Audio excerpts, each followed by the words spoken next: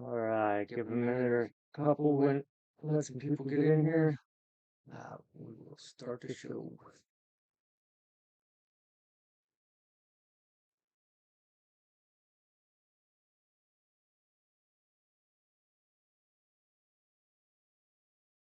Sorry on me. Very cool. You can't hear me very well?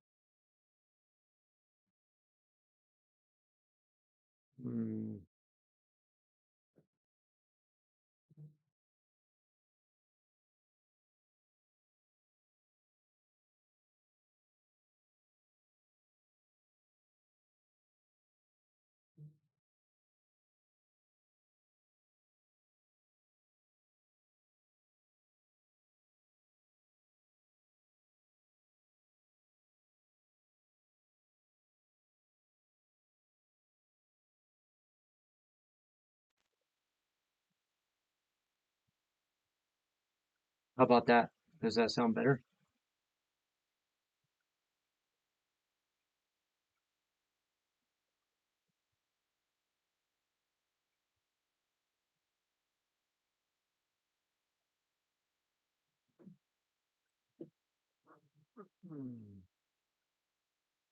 Oh, cool.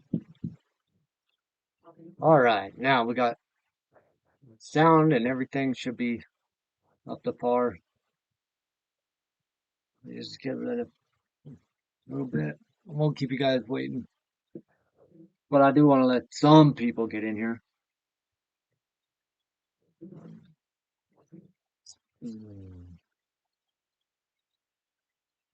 All right. So normally I've been trying to get it at about 8 o'clock in the morning, my time. I know I'm a little late today, but it's Saturday.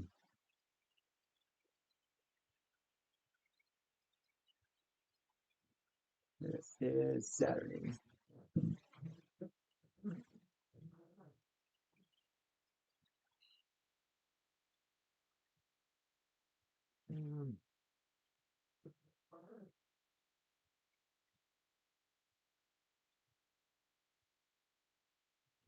All right. We're going to go ahead and get into it. Thanks for joining Tattoo Kids playlist of insane videos from across the interweb. Be sure to watch the video to the end. Like, leave a comment. Let's get after it, guys. Let's check this out. How did plague doctors' outfits save them from the Black Death? The Black Death is one of the most fatal pandemics in human history, as it claimed the lives of an estimated 50 million people. But how did plague doctors defy the odds and survive the deadliest plague in history? Well, at the time, scientists thought the plague was transmitted through impure air. So naturally, the doctors would stuff their iconic beaks with a mixture of herbs and compounds, believing it would ward off the impure air and save them. The outfit of the plague doctor consisted of a waxed overcoat made of leather or heavy fabric, gloves, a hat, and a beaked mask. Although the doctors believed it was their beak full of herbs saving them, it was the outfit itself. See, the outfit was protecting them against fleas, which were the main transmitter of the plague. Because their outfit was loose-fitting and had no skin exposure, it meant that it was difficult for the fleas to find a surface to bite and transmit the disease. Hey, there was just a case of the plague found, and they were fortunate enough to catch it in time, but that's just recently. I still trip out that the plague is still even a thing.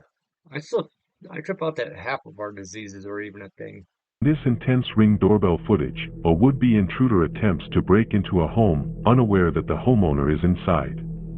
As he struggles with the door, the owner knocks loudly from within, sending the startled intruder fleeing in fear. Whoa!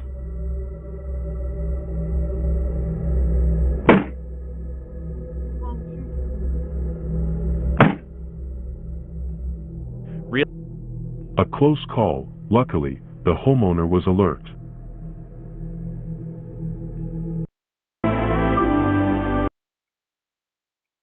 Let's go.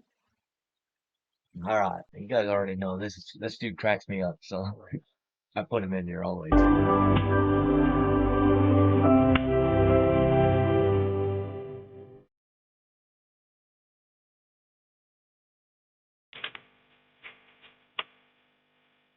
You just gotta remember that it's my sound in here, microphone out.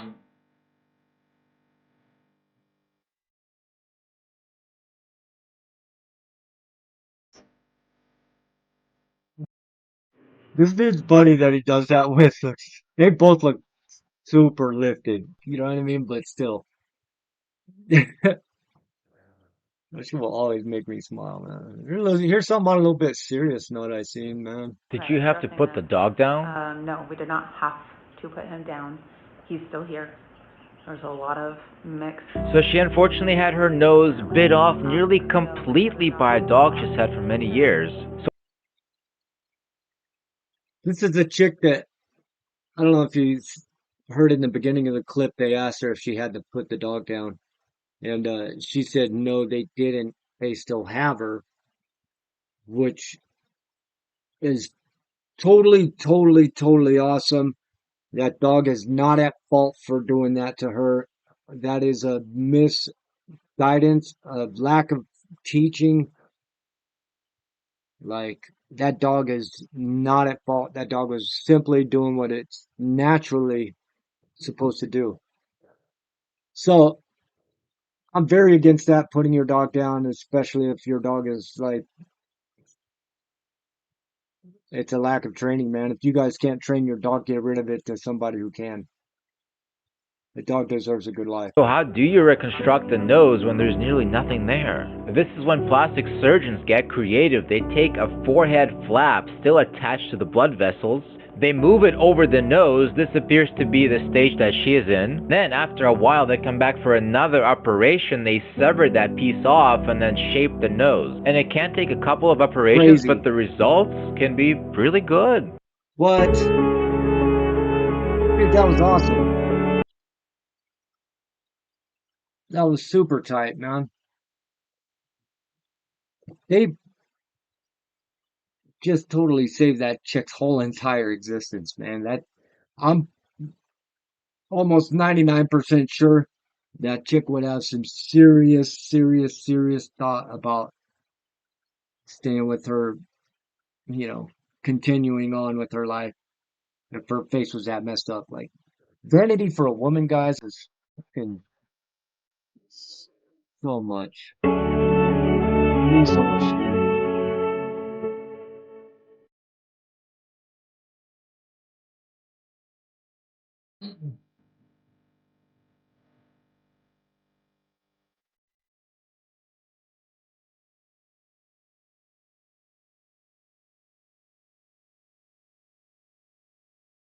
BT, fool. Yeah, yeah, this is our homie.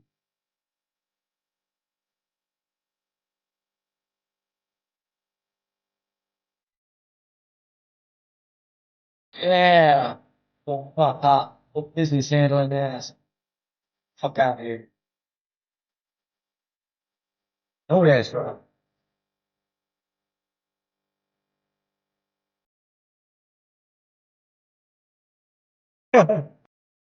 Yeah, I gotta Get him, mama. Elon himself posted this video. So is this are we supposed to take this as real?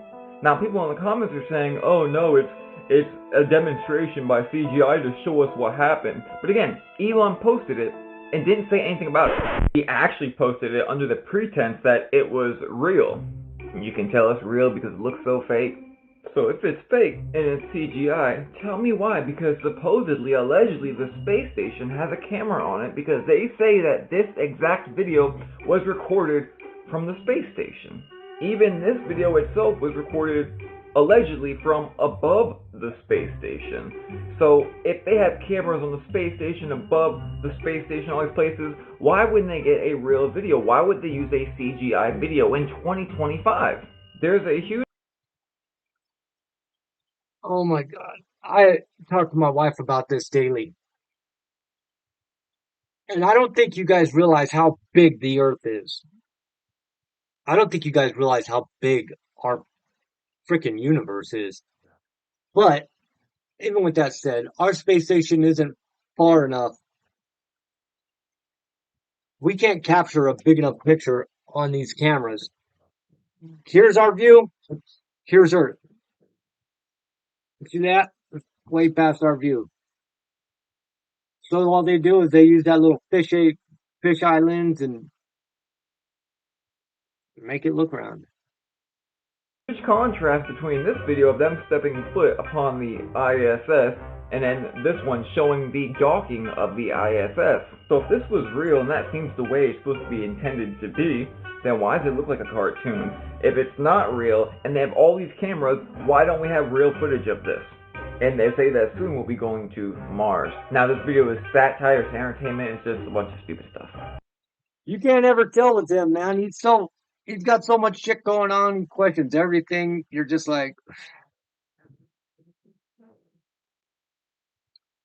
you don't know whether to be on his side or not be on his side. Freaking Henry, get it together, man.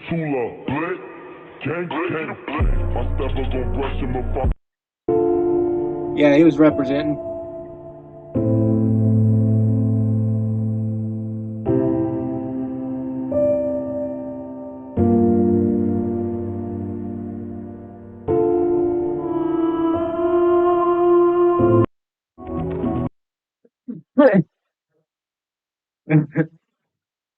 Sorry, man. My wife just sent a message saying, yesterday we asked Grok what the Earth looked like, what shape it was. And she told us it looked like a pancake. And then she told us it was wider in the equator area, and then it looked like something else. I don't know, a pear or something. I think Grok is indecisive, man. I don't think Grok knows. Grok, you need to leave. You need to get in a spaceship every once in a while. There's one for you. Get in there, Grok.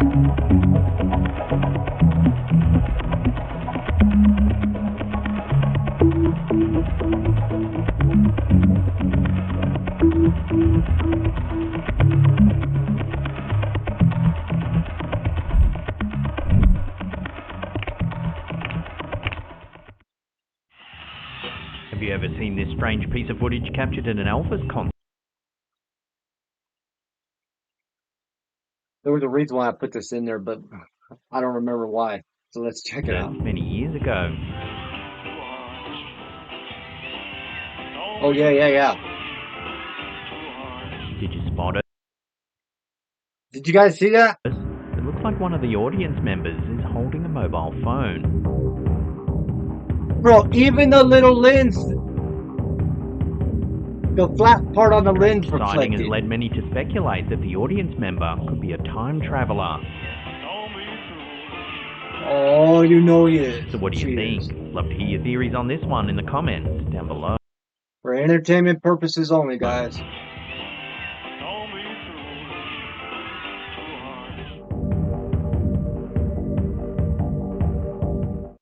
The ancient pyramid that predates the Egyptians. This pyramid was built before the pharaohs, and its builders are still a mystery. When we think of pyramids, we imagine ancient Egypt, but deep in the desert of Sudan lies the pyramid of Nabta Playa, older than the pyramids of Giza by thousands Not Nabta Playa. of years. Archaeologists believe it was built by a mysterious prehistoric culture that thrived before Egypt even existed. The structure is aligned with the stars, suggesting these ancient people had advanced astronomical knowledge far earlier than we thought possible. Who built it? How did they move the massive stones without the tools of later civilizations? And why did they vanish, leaving behind no written records? Nabta Playa challenges everything we know about the origins of complex societies. Let's just let's just think about this hypothetically. Let's just say they did write it down. But I've been saying this for far too long. Those pyramids have existed on this planet far before we were here, way before we were here.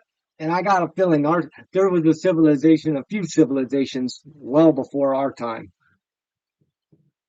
hence Cro-Magnon and all them. I don't think those were from this era, if you will. It's true, there is a very weird interstellar object traveling through our solar system right now. Interstellar meaning it didn't come from our solar system, it traveled here from somewhere else. And it is the largest and fastest interstellar object ever discovered, although to be fair, it's only the third. Astronomers discovered 3I Atlas on July 1st of this year as it sped through the solar system at over 220,000 kilometers per hour. We don't know exactly how big it is, but Hubble Space Telescope observations put it at less than 5.6 kilometers in diameter. It's a comet. Most comets look like this with a tail, but this comet's really cool because it does have that tail from the sun's radiation blasting it, but it also has a forward-facing tail. This one is kind of caused by the comet itself because these dust grains are too big to be pushed back by the solar radiation alone. So what's happening is the sun's energy is hitting this side of the comet, and it increases activity, and the comet pushes this dust away. Did you just say that there's 4 tails coming off this thing? That sounds to me like a frickin' ignition, like a thrust system. If you, Causing this it sounds front-facing like a tail. thrust It's system, also incredibly old. Scientists think this could be older than the entire solar system. or And like we a do directional know the system. You know what I path mean? it's going to take through the solar system. The sun's gravity is going to fling it around, and it's going to head back out of the solar system and maybe to another star system someday. But it's not coming anywhere near Earth. The closest it's going to get to Earth is about 270 million kilometers away. There's also If it decides it wants to continue on a path it's on. no evidence that this has anything to do with aliens. In fact, by a paper supported by the SETI Institute, which is the organization whose entire goal is to search for extraterrestrial intelligence, addresses every single claim that it could be aliens, concludes with this. This study shows Now that we the gotta look up features of SETI. 3I Atlas are consistent with a natural origin. This means that Dr. Avi Loeb's idea that 3I Atlas is an alien expedition is not true. We think that 3I Atlas is a lithified clastic fragment from an exoplanetary sedimentary basin because of its size, comet-like features, spectral qualities, and the fact that it came from the thick disk of the Milky Way. The fact that it was found supports this idea. But still, every space agency is looking at this and observing it and trying to get more information and releasing it, except for NASA, who's on a government shutdown. But this is a super cool opportunity to learn about things outside of the solar system and about how these things can transport like water through space. And I can guarantee you that we're about to start discovering more and more interstellar objects because we're getting a lot better at detecting them, and every single time people are gonna say it's aliens. And maybe one day it will be. So this country in Antarctica, What about it? how long has it been there? Why does Okay.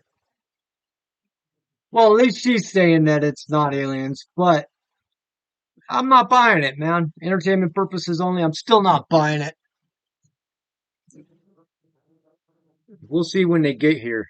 doesn't anybody know about this? Buddy Agarthia is at least 10,000 years old. Look, when we first encountered the continent, they were already there, right? There's really no definitive way to measure how long they've existed, but look, obviously the highest ranking intelligence authorities are well aware of this place, okay? And the restrictive Antarctic treaties are the reason nobody else is. Look, the Agarthians, they don't want us in. They live within a city built on inconceivably complex architecture. Okay, pyramid-based energy systems that are reminiscent of ancient Egypt. Look, things we don't understand. We do believe that they have trade routes which lead through and beyond the ice wall, okay, connecting them to civilizations far out into the depths of the unknown lands, right? They are the bridge to a world which we have been closed off from, okay? They control the... I'm gonna have to find this clip, but there's a clip about Antarctica and them having these giant spider-like beings. And whether I don't know whether that's true or not, but I'm gonna try and find that clip and show you on here because that would explain why we left Antarctica and why the Germans left Antarctica. You know what I mean? They figure it's just a something we don't need to be fighting. But why, if that was the case, why wouldn't we have like? I mean, there is a ice wall there. That'd be a way to keep them in, huh? Entire goddamn parameter of the ice wall. We've been studying them for decades to the best of our abilities, but it wasn't enough. And so, well, the CIA did the unthinkable, right? They captured a native Agorthian. What's one battle, personal or societal, that you're tired of fighting? Our inability to communicate with one another. I mean, in a lot of ways, this movie is just about, it's about that. It's about... We have completely lost our ability to communicate with each other. And I don't mean over the internet, because everybody, clearly we can communicate over the internet. I mean in a face-to-face fashion. I wish more people would like that face-to-face fashion. You know what I mean? Come to my face if you've got something you want to talk to me about. Our inability to understand one another, extremism on both ends, and where you can find a common humanity, and I think that's what is a central theme of these characters, is finding the humanity and helping your neighbor, your family, and those around you out, And the battle of seeing a human being for a human being aside from the color of skin or beliefs, or religion, that seems to be going on through humanity from the beginning of time, and it's still, you have to still fight it. One thing for sure, two things for certain. This shit do not stop. Gotta keep on pushing. Gotta keep pushing. Gotta keep pushing, y'all, through everything. And that's a wrap, man. This episode of the You guys, that's a wrap for the day. I appreciate everything you guys have done for the channel. If you guys like the content, make sure you guys dial in again. I do want to shoot a shout out to my homeboy Mini-Me. He just got out of the penitentiary. Hopefully he's doing well. Actually, he just got married yesterday, so I'm going to go ahead and check on him today, make sure that went well. Anyways, you guys stay lifted.